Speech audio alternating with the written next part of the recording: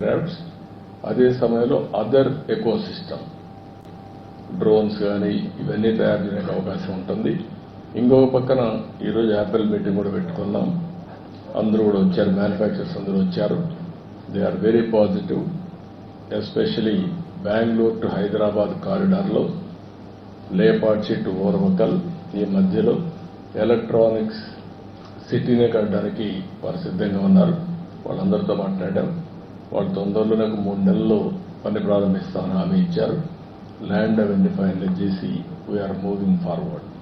అంటే ఆ రాయలసీమ ఏరియాలో మీరు ఒకసారి చూస్తే లేపాడ్చి నుంచి ఓర్వకల్ వరకు ఒకటి ఏరోస్పేస్, డిఫెన్స్, సివిల్ రెండు కూడా ఎయిర్ క్రాఫ్ట్స్ ఇవన్నీ తయారు చేయడానికి, ఎంఆర్ఓ తయారు చేయడానికి ఒక పక్క బెంగళూరు ఎయిర్పోర్ట్ ఉంది, పక్కనే పుట్టపర్తి ఎయిర్పోర్ట్ ఉంది, ఓర్వకల్ ఎయిర్పోర్ట్ ఉంది, అటు సైడ్ పోతే హైదరాబాద్ ఎయిర్పోర్ట్ ఉంది, మధ్యలో కూడా ఇంకొక ఎయిర్పోర్ట్ వచ్చే అవకాశం ఉంటుంది. డిఫెన్స్ కానీ ఈ రెండు చాలా వస్తాయి. మూడోది అక్కడికి వచ్చే కొందికి ఎక్కువగా ఎలక్ట్రానిక్స్ కోసం మ్యానుఫ్యాక్చరింగ్ హబ్గా తయారు చేస్తాం. డ్రోన్స్ అన్నీ కూడా మిలిటరీకే కాకుండా కమర్షియల్గా మనం వాడుకోవడానికి ఏమేమి కావాలనో యూజ్ కేసెస్ అని తయారు చేసి ఇప్పటికే డ్రోన్ సిటీ పెట్టాం. First of it's kind in India. Use cases అన్ని తయారు చేస్తున్నారు. మ్యానుఫ్యాక్చరింగ్, పైలట్స్ ట్రైనింగ్, ఒక ఎకో సిస్టమ్ క్రియేట్ చేసి కంట్రీకి మొత్తం ఒక హబ్గా తయారు చేస్తున్నాం. కాబట్టి ఇది ఒక పక్కన వస్తుంది. ఇంకొక పక్కన ఏదైతే స్పేస్ ఇండస్ట్రీ ఆంధ్రప్రదేశ్లో ఒక అడ్వాంటేజ్ ఉంది. ఆ అడ్వాంటేజ్ కూడా మీరు ఒకసారి చూస్తే శ్రీహరికోట లాంచింగ్ ప్యాడ్ ఉంది. దేశంలో ఎక్కడా లేని ఇన్ఫ్రాస్ట్రక్చర్ ఉంది. దాన్ని అవకాశంగా తీసుకుని ఆ ఏరియాలో ఒక 2000 ఎకరాల్లో ఒక క్లస్టర్ ఒకటి ఏర్పాటు చేసి, ఒక సిటీ ఏర్పాటు చేసి, ప్రైవేట్ సెటిలైట్స్ లాంచింగ్ అంతా అక్కడ మ్యానుఫ్యాక్చరింగ్, లాంచింగ్ రెంట్ కూడా పోతున్నాం బై యూజింగ్ శ్రీహరికోట. దాన్ని కూడా నేను రిక్వెస్ట్ చేశాను, అది కూడా వర్కౌట్ చేస్తున్నారు. అంటే ఇవన్నీ వస్తే రాయలసీమలో హైటెక్ ఇండస్ట్రీ పెద్ద ఎత్తున వస్తుంది, ఒక హబ్గా తయారవుతుంది, దేశానికి ఒక తలమానికంగా తయారయ్యే అవకాశం వస్తుంది. వాళ్ళు కూడా ఎలక్ట్రానిక్ సిటీ వాళ్ళు కూడా మేజర్ కన్సార్టింగ్ వాళ్ళు ఉంటారు. యాపిల్ ఆల్ మ్యానుఫ్యాక్చరర్స్ ఎంఓఈ చేసుకుంటా ఒక 3 నెలల్లో వర్క్ స్టార్ట్ చేయాలని చెప్పాం. పాలసీస్ అన్ని వర్కౌట్ చేస్తున్నారు. ఆల్ ఇన్ఫ్రాస్ట్రక్చర్ ప్రొవైడ్ చేసే బాధ్యత మాది. Employment plus development.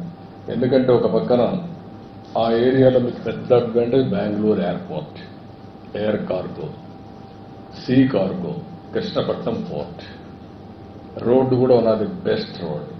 సిటీస్ చూస్తే బెంగళూరుకు natural destination towards లేపాడ్చి.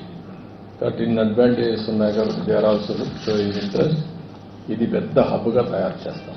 That is where we are working. ఇది కాకుండా ఇంకొక పక్కన నేను ఇప్పుడే డిఫెన్స్ మినిస్టర్తో మాట్లాడినప్పుడు భారత్ ఎలక్ట్రానిక్స్ లిమిటెడ్ పాలసముద్రం అనంతపురం జిల్లాలో ఉంది. దీన్ని కూడా లాజికల్గా తీసుకుపోవాలి. మొన్నే అన్ని ఇన్సెంటివ్స్ ఇచ్చాం, లాజికల్గా తీసుకుపోవాలని చెప్పి అడిగాను. దాన్ని కూడా వర్కౌట్ చేస్తామన్నారు.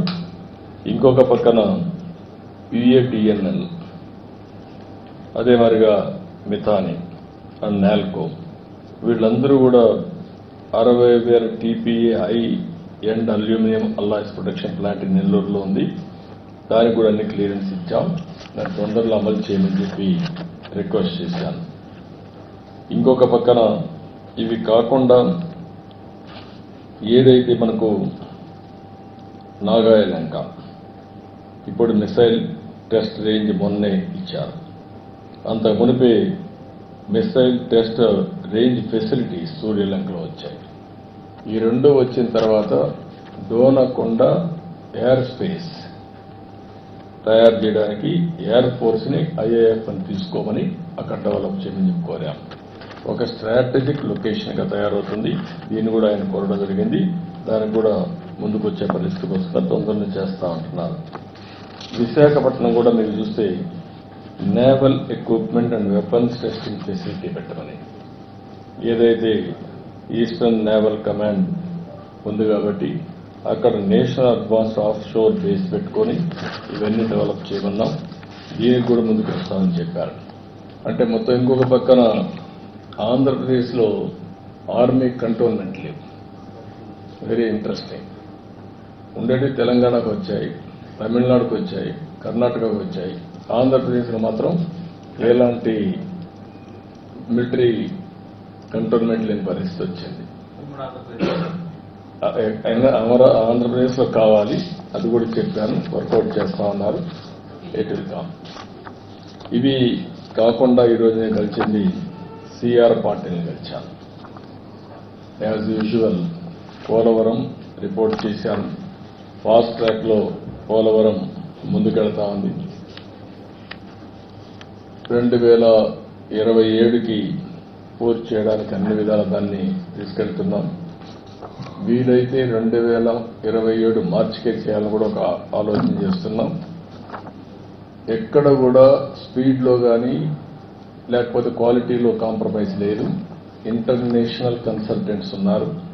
సిడబ్ల్యూసి ఓవరాల్ సూపర్విజన్ పెట్టారు. Ministry of water resource minister అయితే 2 months ఒకసారి రివ్యూ చేసుకుంటున్నారు. అల్టిమేట్ గా ఎక్కడా రాజీ పడకుండా క్వాలిటీ కింద ముందుకు పోతున్నాం. ఎలాంటి రాజీ పడకుండా ఓవర్ ల్యాపింగ్, ఓసారి క్వాలిటీ కాంప్రమైజ్ కాకుండా టైం కావాలంటే తీసుకుని కంటిన్యూగా ప్లానింగ్ చేసి ఎంత తొందరగా అయితే తొందరలో పోలవరం పూర్తి చేసి జాతికి అంకితం చేస్తాం. పోలవరం మీ అందరికీ తెలుసు, ఒక డ్రీమ్ ప్రాజెక్ట్. తెలుగు జాతికి ఇది ఒక పెద్ద వరం.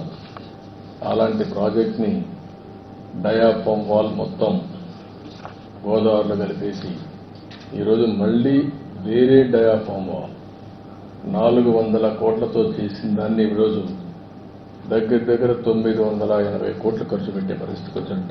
మోర్ దెన్ డబల్ మళ్ళా ఖర్చు పెట్టి ప్యారలల్ డయాఫామ్ వాల్ కట్టే పరిస్థితికి వచ్చాం. కాస్ట్ కూడా పెరిగింది. అయితే ఓసారి ప్రజాస్వామ్యం హెవీ ప్రైస్ కూడా పే చేస్తుంది. అదే జరిగింది. ఏదైనా